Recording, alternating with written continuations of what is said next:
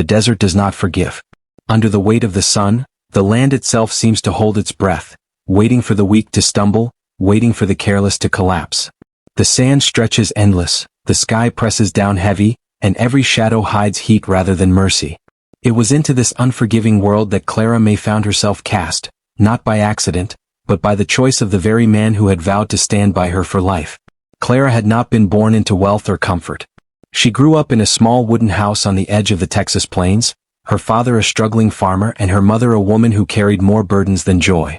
Life was not gentle, but Clara learned early that strength was not found in broad shoulders or loud voices. Strength lived quiet in the heart, showing itself in patience, in endurance, in the simple act of rising each morning to face another day. She carried that strength into her marriage, believing it would be enough. Her husband, Virgil Boone, was a man who looked the part of respectability. Broad frame, sun-darkened skin, a voice that could charm when he wanted.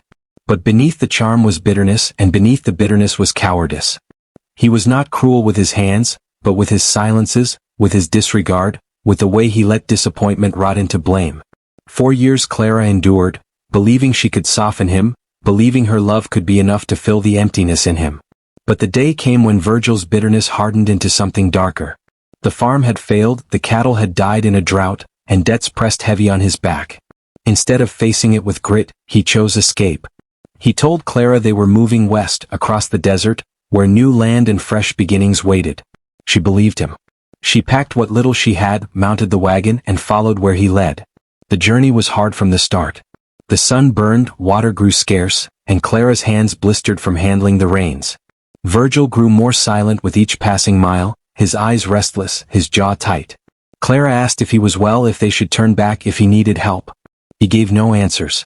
And then one morning, when the horizon shimmered with heat and the sand glowed red beneath the rising sun, he simply stopped the wagon. "Get down," he said, his voice flat. Clara stared at him, confused. "What do you mean?" "Get down," he repeated. "This is where you stop." Her heart thudded. "Virgil, what are you saying? The next town is days away. There's nothing here but sand." His eyes avoided hers. He climbed down from the wagon, walked to the back, and set her small satchel on the ground. "You'll figure it out," he muttered. Then, without another word, he climbed back onto the seat, snapped the reins, and drove away. The sound of wheels crunching over sand faded slowly, cruelly. Clara stood frozen, the weight of disbelief pressing against her chest. She thought he might stop, might turn, might shout that it was a test of some kind. But the wagon grew smaller, then vanished into the shimmering horizon. And she was alone. The desert was not silent. The air buzzed with heat, cicadas droned, a vulture circled high above. Clara's throat tightened, her breath shallow. She looked around, endless miles of dust and stone, not a tree, not a drop of shade. Her satchel held a little bread, a flask of water half full, and the worn Bible her mother had given her on her wedding day. Nothing more. Fear clawed at her, but pride stiffened her spine. If Virgil thought she would collapse, if he thought her death would prove his strength, he would be wrong. She pressed her bonnet tighter over her brow, slung the satchel across her shoulder, and began to walk. Each step felt like defiance. The sun beat against her back, her shoes filled with sand, her lips cracked dry, but she kept on. She thought of her mother's voice, steady, worn, telling her, "Clara May, a woman's worth is not measured by the weight a man places on her shoulders. It's measured by the strength she finds when no one is there to lift it." Those words carried her when her legs faltered. Hours bled into day. The flask grew lighter, the bread stale in her mouth. Sweat soaked her dress, then dried into stiff salt. She whispered prayers under her breath, not for rescue but for strength to take the next step and the one after that. The desert stretched unending, but so did her will. And then, just as her knees threatened to give, just as the horizon blurred, she heard it. A soft sound, faint against the silence. Clara turned, blinking against the glare. At first she thought it a mirage, a trick of the heat. But no, the shape grew clearer. A horse. A mare, dusty-coated, ribs showing but alive. She walked slowly, head low, following Clara's footprints in the sand as though they were a trail. Clara's heart surged. "Well, aren't you a sight?" she whispered, her voice cracking. She held out her hand, and the mare approached, cautious but curious. Clara stroked her nose, rough but warm, and tears pricked her eyes. She was not alone anymore. She checked the mare. No brand, no bridle, no rope. Likely gone feral or lost, wandering the desert same as her. But the animal had chosen to follow her, and that meant hope. Clara leaned against the mare's side, drawing strength from her solid presence. "If you've got strength to walk, then so do I," she murmured. Together they moved forward, woman and horse, footprints side by side in the sand. Night fell hard in the desert, cold replacing heat, stars stretching endless above. Clara curled against the mare's flank for warmth, her satchel as pillow, her faith as blanket. She dreamed of water, of trees, of her mother's voice. When morning came, she rose again, stiff but unbroken, and pressed onward. For days it was the same. Walking, resting, rationing the last drops of water. When the flask ran dry, Clara licked dew off her bonnet at dawn, prayed for rain, and found strength in the mare's steady steps beside her. She spoke to the animal as though to a friend, telling her stories of childhood, of songs her mother used to hum, of the betrayal that had left her here. The mare listened, ears flicking as though she understood. Clara gave her a name, Grace. For what else could she call a creature who had appeared in her darkest hour, offering not salvation but companionship, which was salvation enough. One evening, as the sun dipped low and the horizon flared red, Clara stumbled and fell. Her body screamed for rest, her lips cracked, her vision blurred. She thought this might be the end. But Grace lowered her head, nudging Clara with her muzzle, refusing to let her sink into the sand. Clara clung to the mare's mane, pulling herself upright. "Not yet," she whispered. "Not yet." Step by step, with Grace at her side, she pushed on. And just when hope burned to embers, when she thought her story might end in silence, she saw it, the faint line of smoke against the horizon. A settlement. Her knees buckled, tears blinding her eyes. Grace snorted as if urging her forward. Together they stumbled the last miles, until rough wooden houses rose from the dust, until voices reached her ears, until hands lifted her, strangers carrying her into shade, into water, into life again. When she woke, days later, she was wrapped in blankets, her lips damp with water, her body trembling but alive. Grace stood tethered outside, fed and cared for. Townsfolk told her she had been found half dead, clinging to the mare like a lifeline. They said it was a miracle. Clara knew it was more. It was dignity. It was faith. It was the strength of a woman who refused to die forgotten in the sand. And it was the gift of a lone mare who chose to follow her footsteps. The desert did not let her rest. Every night the wind picked up, carrying with it the memory of voices, some real, some imagined. She thought she could hear her husband's laughter in the distance, cruel and mocking, but when she opened her eyes there was only sand. Yet the mare stayed close, her shadow cast long by the moon, her breath steady and calm, almost as if to remind her she was not completely forsaken. Each morning the sun rose with the same fire, and each morning she rose too, weaker in body but strangely stronger in spirit. The desert had stripped her of fear. What more could be taken from a woman who had already been left for dead? By the fourth day her lips bled when she tried to speak, and her legs trembled like reeds in the wind. The mare nudged her side and lowered herself, as if inviting her to climb upon her back. She hesitated, for she had no rope, no saddle, nothing but her hands. Still she pulled herself up, clinging to the horse's mane. To her surprise, the mare did not resist. She carried her slowly, carefully, through the burning land. The world looked different from that height. The endless sand no longer seemed so wide, and the horizon carried a glimmer of hope she had not seen before. By the time she reached the canyon ridge, she saw smoke rising in the distance. It was not much, just a thin thread in the vast sky, but it was enough to tell her that life waited there. Her heart leapt with new strength. She whispered a broken word of thanks, her voice no stronger than the rustle of dry grass, and the mare seemed to understand. Together they moved toward the smoke, step by step, hour by hour, until at last the sound of hammers on wood reached her ears. The town was small, little more than a cluster of shacks with a well at its heart, but to her it was salvation. The people came running when they saw her, dusty, broken, and clinging to a horse like a spirit clings to a prayer. They lifted her down with gentle hands, gave her water so sweet it burned her throat, and bread so soft she wept as she ate. The mare stood apart, watching, not tethered, not claimed, as if she were no man's beast but something sent by the land itself. Days passed as she healed. The women of the town bandaged her wounds, combed the sand from her hair, and listened when she finally spoke of the husband who had abandoned her. Some turned their faces away in anger, others muttered prayers. In the West, betrayal was not easily forgiven. Yet she did not ask for vengeance. She only asked for a chance to stand again, to work, to live with dignity. The townsfolk, moved by her courage, gave her a place among them. She took to helping at the well, cooking with the widows, and in time her hands grew strong again. The mare lingered at the edge of the settlement, never leaving, never wholly staying. Children fed her apples and laughed when she bent her head to them. At night, when the woman lay under the roof of her new shelter, she could still hear the mare's soft steps outside, circling like a guardian spirit. And in her dreams she saw the desert again, but now it no longer terrified her. She had walked through its fire and come out whole. Word of her survival spread, carried by travelers and ranch hands across the plains. Some told it as a miracle, others as a warning, and still others as a tale of justice, that a man who left his wife to die would find his name spoken with scorn wherever he went. The woman did not care for gossip. She cared only that she was alive, and that each day she drew water from the well with her own hands. Yet the story did not end with survival alone. In time, a rancher came through the town, a man with eyes steady as the horizon. He had heard whispers of the woman who had walked the desert with nothing but a mare at her side. He asked to see her, not out of pity but out of respect. When he spoke, it was with a quiet honor she had not known in her husband's voice. Slowly, with patience, he asked if she would work his land, not as a servant but as a partner. And though she hesitated, still wary of men, the mare stamped her hoof at her side as if to remind her that trust, once lost, could be found again. She agreed, and together they built something new on that land, a home where no cruelty could root itself. The mare roamed free across the pasture, never owned, never bound, yet always near. Children born in later years would point to her and whisper that she was the spirit of the desert itself, the guardian who had carried their mother back from the edge of death. And the woman, standing tall, would smile through her tears, for she knew the truth. She had been left to die, but the land had chosen to let her live. The desert still stretched far and merciless beyond the horizon, but in her heart it no longer held only pain.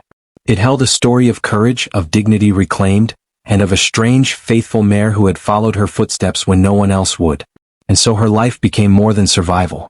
It became a testament whispered across the West, that no betrayal, no cruelty, and no desolation could silence the will of a woman who chose to rise again.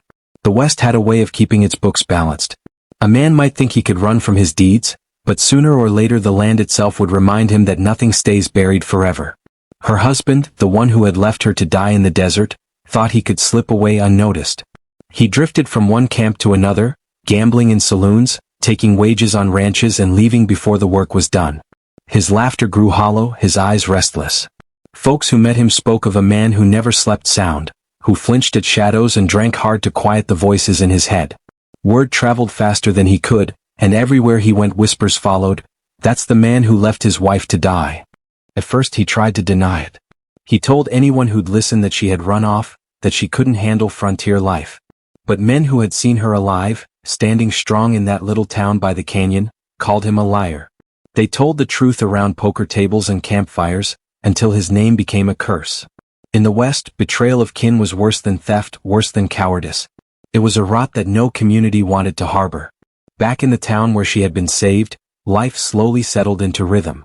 The woman worked hard beside the rancher who had offered her trust, and each season their land grew greener. The mare still roamed near, her presence a constant reminder of survival. The townsfolk treated the woman not as a victim but as a figure of quiet strength. Children looked to her with wide eyes, listening to stories of how she had walked through the desert with death at her heels and hope in her hands. For her, dignity was not a gift, it was something she carved out of stone with her own will. But peace in the West was never permanent. One autumn evening, as the sun bled into the horizon and the cattle lowed in the pastures, a rider appeared at the edge of town. Dust clung to his boots and his horse carried him with a weary gait, but his face was all too familiar. It was the husband, drawn back by a mix of arrogance and desperation. He thought perhaps enough time had passed, that folks might have forgotten, or that he could reclaim what he had lost. When the townsfolk saw him, silence fell like a stone. Men straightened from their work, women stepped out from their porches, and even the children grew quiet. The air was heavy with judgment, though no one lifted a gun. In the West, sometimes silence was sharper than steel. He rode in with a crooked grin as if daring someone to speak, but all eyes turned toward the woman. She stepped forward, her hands steady, her back unbowed. She did not shout, nor did she tremble. She simply looked at him, and in that gaze was every mile of desert she had walked, every drop of blood she had shed, every prayer she had whispered to the stars when he had abandoned her. He shifted uneasily, for a man can stand against guns, but he cannot stand long against the truth reflected in the eyes of the one he betrayed. At last he spat in the dust and tried to speak bold words. He said she belonged with him, that she was still his wife by law, that no town and no horse could change what God had joined. But the people laughed bitterly, for law in the West was not written only on paper, it was written in honor. And he had broken that beyond repair. The rancher stepped forward then, not as a challenger but as a shield. He said plainly that the woman owed the husband nothing, that any man who left his wife to die forfeited the right to call her his. The crowd murmured agreement. Even the town preacher, who rarely spoke of conflict, declared that no bond built on cruelty could bind a woman's soul. The husband grew red with anger, his hand twitching toward the pistol at his side. But before steel could shine, the mare trotted forward from the pasture. She came slowly, deliberately, her hooves pressing into the dust like drumbeats. The crowd hushed. The husband froze, for there was something in that animal's gaze that unsettled him. To him she was no symbol, only a beast. But to the town and to the woman she was the spirit of survival, the witness of truth. The mare stamped once hard, as if to say the land itself had spoken. The sheriff, who had been silent until then, stepped out from the saloon. He was an older man, his hair silver and his voice worn, but his words carried weight. He told the husband that he had two choices: leave the town that very night and never return, or face the judgment of a community that did not forget. Justice in that place was not revenge. It was dignity restored. The husband sneered, but his bravado was cracked. He saw the faces around him, stern, unyielding, filled with quiet fury. No hand reached for a gun, yet every man in that street was ready if he made a move. Slowly, with curses muttered under his breath, he turned his horse and rode out the way he had come. No one followed. No one needed to. The desert would deal with him in time. The woman watched him go, her heart strangely calm. She felt no triumph, no thirst for vengeance. Only release. The shadow he had cast over her life finally lifted, carried away with the dust of his retreat. She turned then, and the townsfolk gathered close, not with pity but with respect. The mare circled her once before trotting back to the pasture, her duty fulfilled. That night, under the wide sky filled with stars, the woman sat outside her small home and listened to the wind. It no longer carried the echoes of betrayal, only the soft, steady breath of the land she now called her own. She had been left to die, but she had risen. She had been betrayed, but she had found dignity. And the West, harsh and unforgiving, had given her not only survival but justice. The years that followed did not rush like a river. They moved steady like the slow growth of an oak tree. Life on the ranch was hard, yes, but it was honest. The woman woke each morning to the call of roosters and the smell of earth cooling in the dawn. She carried buckets of water from the well, her arms strong again, her back steady, her eyes no longer haunted by the desert. Side by side with the rancher, she worked the land until it answered them with grass, cattle, and crops. The people of the town often came to trade, to share a meal, or simply to sit on the porch and listen to her laugh. That laugh, once buried under grief, rang clear again. The mare never left. She wandered freely across the fields, grazing, resting, or standing guard near the fences. No rope bound her, no brand marked her. Yet she returned always, as if she knew her place was not ownership but kinship. Children of the town would ride out to see her, daring each other to touch her mane, but she allowed only the woman and a few others close. To the people she became more than an animal. She was a story alive, a living reminder that the land could be both cruel and merciful. One spring morning the rancher brought her a gift, a small, sturdy foal born of one of his mares. Its legs wobbled, its eyes wide and uncertain. He said the foal was for her, a symbol of beginnings rather than endings.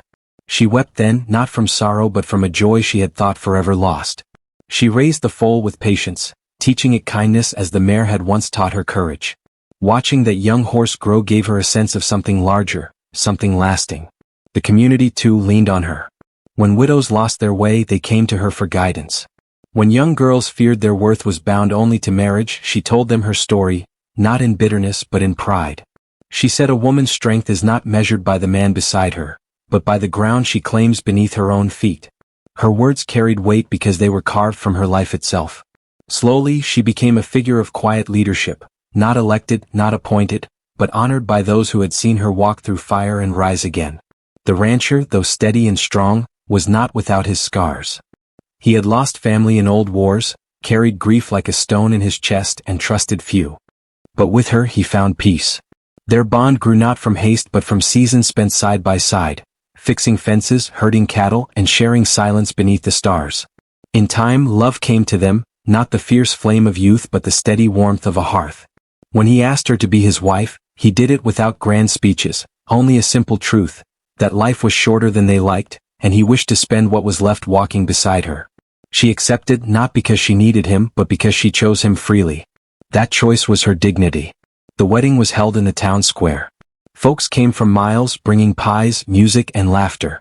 The mare stood at the edge of the gathering, her head bowed as if in blessing. When the vows were spoken, the people cheered, but the woman heard something softer in her heart. A promise not only between herself and the rancher, but between herself and life itself. A promise that she would never again let the cruelty of one man define her worth. As seasons turned to years, the ranch flourished. Calves grew into cattle, fields ripened with wheat, and the house expanded with rooms built by their own hands. The woman bore no children of her own, but she mothered the town's children all the same. They ran to her porch with scraped knees, torn clothes, or questions too heavy for their parents to answer. She listened, healed, and guided. To them she was not simply a neighbor. She was proof that brokenness could be mended, that despair could be turned into strength.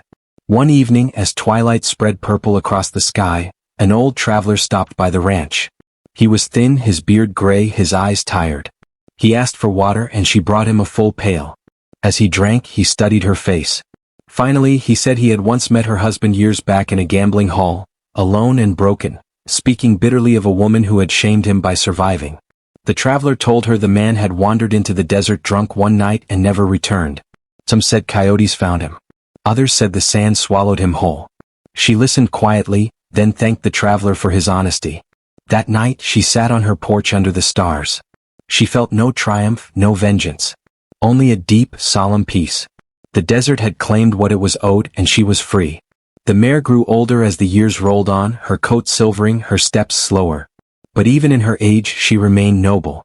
One winter, when snow lay heavy on the ground, the mare came to the porch and lay down beside it, resting her head near the woman's door. By morning her spirit had gone. The woman buried her on a small hill overlooking the ranch, marking the grave with stones. She wept as she placed her hand on the earth, whispering thanks for the life that had been saved by hooves and breath. From then on, the hill became a place of prayer, a quiet reminder that even in the harshest land, mercy could walk on four legs. The woman lived long, her hair turning silver like the mare's coat, her hands lined by work but still strong. When she told her story in later years, she never spoke the husband's name. Instead, she spoke of the desert, of the mare, and of the town that gave her a second chance. Her story was not about cruelty but about survival, dignity, and the power of choosing life even when abandoned. Travelers who passed through carried her tale far, telling it in saloons, around fires, and across cattle trails. It became a kind of legend, though she remained humble, laughing softly when folks called her the woman the desert could not break. But in her heart she knew the truth. She had been broken once, yes, but she had risen. And in rising she had shown others that they could too. Her legacy lived not only in the land she built or the people she guided but in the story itself, carried by every voice that retold it. And long after she was gone, children of the West would hear the tale of the woman left to die, the mare who followed her footsteps, and the life that bloomed out of betrayal. It was a story of justice, of dignity, and of the quiet courage that shapes the soul of a people. Time moved gently on the frontier, marked not by clocks but by seasons. The woman, now older, carried her years with quiet grace. Her hair had gone silver, and lines deepened around her eyes, but her spirit had not dimmed. She walked the ranch with steady steps, her voice as firm as it had been when she first rose from the desert. The rancher by her side grew older too, his shoulders stooping, his beard whitening, but his hand still sought hers every morning as if it were the first time. Their bond had become as natural as the rising sun, unspoken yet unwavering. The town itself grew around them. What had once been a scattering of shacks became streets lined with sturdy homes, a schoolhouse, a church, and a store where wagons stopped for supplies. Travelers paused in that place not only for trade but for stories, for in whispers they had heard of the woman who had walked through the desert and lived. She became something more than flesh and blood to them. She became a figure of resilience, a living reminder that the West was not only shaped by guns and cattle but by dignity and endurance. Children were drawn to her porch as if it were a well of wisdom. They sat cross-legged at her feet as she told her tale, not to glorify suffering but to teach. She told them that a person's worth is never decided by another, that survival is not only about strength of body but about courage of heart. She would look into their wide eyes and say softly, "The desert took everything I had, but it could not take my will. That is what saved me." And the children, even when grown, carried those words with them through their own storms. The hill where the mare was buried became a place of quiet reverence. Folks from the town often climbed it to leave wildflowers or simply to stand in silence. Mothers would take their daughters there and whisper the story of the faithful animal that had carried a woman from death's grip. Some even said that on moonlit nights, a white shape could be seen moving across the ridge, a spirit watching over the valley. Whether truth or legend, no one doubted that the mare's spirit lingered. The woman herself often sat there, her hands folded, her eyes closed, thanking the land for the mercy it had shown her. As her years deepened, she began to write her story in a worn leather journal. She did not write with grand language or flourish but in the plain words of someone who had lived every moment. She wrote for those who would come after her, for the daughters of the West who would face their own trials, so they would know they were not alone. She wrote of betrayal, yes, but more of survival, of dignity, of the strange grace that had walked beside her on four legs. When her hands trembled too much to hold a pen, she spoke her words aloud, and younger women wrote them down for her. In time, those pages became a treasure, carried like scripture by families who wanted their children to understand the meaning of courage. The rancher passed before her on a quiet winter's night when the stars burned bright and the land lay still under snow. She sat beside him, holding his hand until the last breath left him. When the town gathered to lay him to rest, she stood tall at his graveside. Her voice did not break when she said that his life had been marked not by the acres he owned but by the trust he gave, and that trust had been the soil in which her second life grew. The townsfolk wept, for they knew the truth of her words. After his passing, the woman lived on in the ranch house, surrounded by the community that had become her family. Neighbors checked on her daily, and children now grown brought their own children to her porch. She no longer rode the foal that had once been her gift. It had grown old and passed too, but she often sat by the pasture fence, watching the younger horses run. In their gallop, she saw the freedom she had once thought lost to her. Stories of her spread even farther as time passed. Cowboys on the cattle trails, wagon trains heading west, and even settlers in faraway towns told of her survival. In saloons, men would pause their drinking to listen when someone said, "Did you hear of the woman who walked the desert and lived?" Her tale became more than memory, it became a piece of Western heritage, a parable of strength whispered alongside legends of outlaws and lawmen. Yet hers was different. Hers was not about guns or gold but about the dignity of a soul that refused to be broken. In her final years, when her steps grew slow and her voice softer, the people treated her as a matriarch. She was the keeper of their history, the witness of their struggles, the living link between past and present. When disputes arose, she was asked to give counsel, for her words carried the weight of truth sharpened by hardship. Even as her body weakened, her spirit seemed to grow brighter, as if the desert fire that had once nearly destroyed her now burned steady within her. On the last night of her life, she sat on her porch beneath the stars, a blanket around her shoulders. She looked toward the hill where the mare lay buried and whispered words only the night could hear. She thanked the land, the animal, and the people who had given her a second chance. She closed her eyes, her lips curved in a faint smile, and the breath left her body as gently as a candle flame. The town mourned her not with despair but with reverence. They buried her beside the rancher, the mare's hill overlooking both graves. At the service, the preacher spoke few words, for none were needed. The people already knew the story. They carried it in their hearts, in their voices, in their children's names. Generations later, long after the town had grown into something larger and the world had changed, her story still lived. It was told by firelight, by schoolteachers in classrooms, by grandparents rocking on porches. It was written in books, carved into memory, and whispered across the wide plains. The woman left to die in the desert had become something more. A symbol of resilience, of justice, of dignity that no cruelty could erase. The West was built on many stories, but hers endured because it spoke not only of survival but of the courage to live with pride after survival. And so her name, though simple, became immortal, carried on the wind like the sound of hoofbeats across the open land. Long after her passing, the land she had walked still remembered her steps. The ranch remained, though hands changed with time, passed from neighbor to neighbor, then from one generation to the next. The fences were mended, barns rebuilt, and cattle still grazed the pastures where the mare had once run free. Yet whenever folks spoke of that place, they did not speak first of the crops or the cattle. They spoke of her, the woman who had once been left to die and who had risen stronger than the desert itself. Her story grew beyond memory and into legend. At first, it was told plain and simple by those who had known her. Old men sitting outside the general store would shake their heads and say, "I'll never forget the day she walked into town near dead, with that horse trailing her like an angel." Women baking bread would remind their daughters, "Remember what she said, your worth ain't measured by no man." But as the years stretched on, details blurred and grew. The story became embroidered with the thread of folklore. Some said the mare had been no ordinary horse but a spirit sent by the land. Others swore that when the woman cried in the desert, the stars themselves bent low to listen. Travelers carried the tale across the plains. Cowboys sang it in their trail songs, soft verses woven between ballads of cattle and rivers. Around campfires, settlers heading west would hush their children and say, "If ever you feel lost, think of the woman who walked the desert. She found her way home and so will you." Even in saloons, where whiskey flowed and cards slapped against tables, her name could silence quarrels. For who could brawl in the presence of a story that reminded them of honor? Generations of young girls grew up hearing her story whispered at bedtime. They held it in their hearts like a secret lantern. When faced with hardship, they remembered her dignity. When others tried to tell them they were weak, they answered with her strength. And for young boys too, her tale became a lesson, that cruelty has no place in a man's hand, that betrayal carries a cost no gambler's winnings can erase. The hill where the mare was buried became sacred ground. Folks began to call it Guardian's Hill.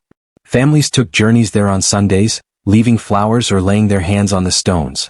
Preachers spoke of it as proof that God's mercy could come in unexpected forms. Poets who passed through wrote verses about a woman and a horse bound by fate. Painters set up their easels, trying to capture the shimmer of legend in the sunlight on that hill. Over time, it was said that if you stood there at dusk and listened close, you could hear the sound of hoofbeats, steady, sure, carrying hope across the wind. Her journal, written in her plain and steady hand, became a treasure. The women she had entrusted with her words copied it page by page, until many households had their own version. Later it was bound into a small book passed along wagon trails and through towns. It was not printed with the polish of city presses but stitched together by frontier hands. Its power lay not in its binding but in its truth. Those who read it said her words carried the weight of stone and the gentleness of water all at once. That little book outlived her, outlived even the first town, finding its way into libraries, schools, and the hands of descendants who had never known her but claimed her as their own. As decades turned into lifetimes, her story blurred with the myth of the West itself. Just as folks spoke of Jesse James or Wild Bill, they spoke of the woman of the desert, though always with reverence, never as a tale of violence or outlaw fame. Unlike those men, hers was a legend that healed rather than wounded. She became a symbol of justice carried without gunfire, dignity claimed without vengeance.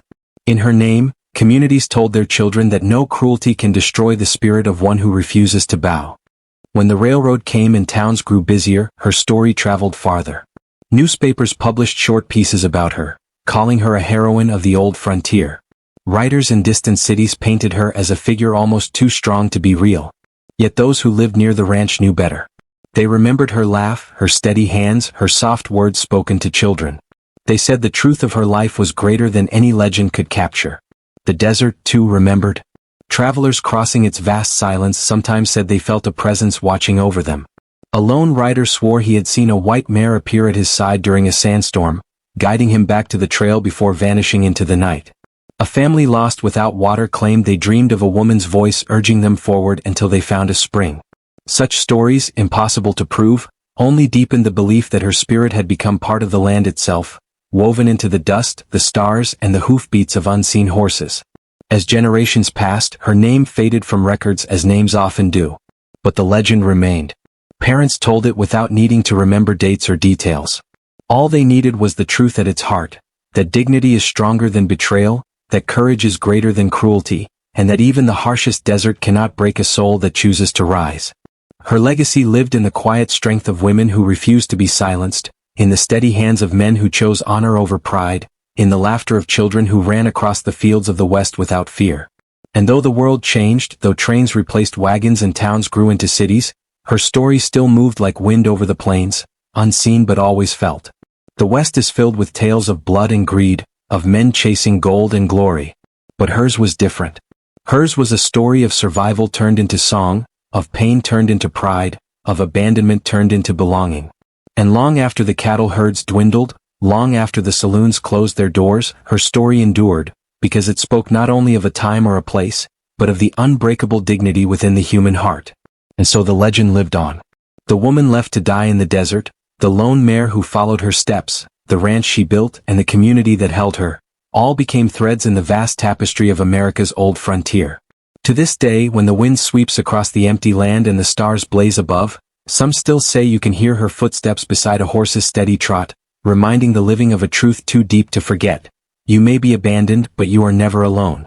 You may be broken, but you can always rise. The desert does not forgive and it does not forget. Its winds carve deep into the land, stripping away weakness and pride alike. The sun beats down like judgment, and the nights freeze as if the stars themselves were made of glass.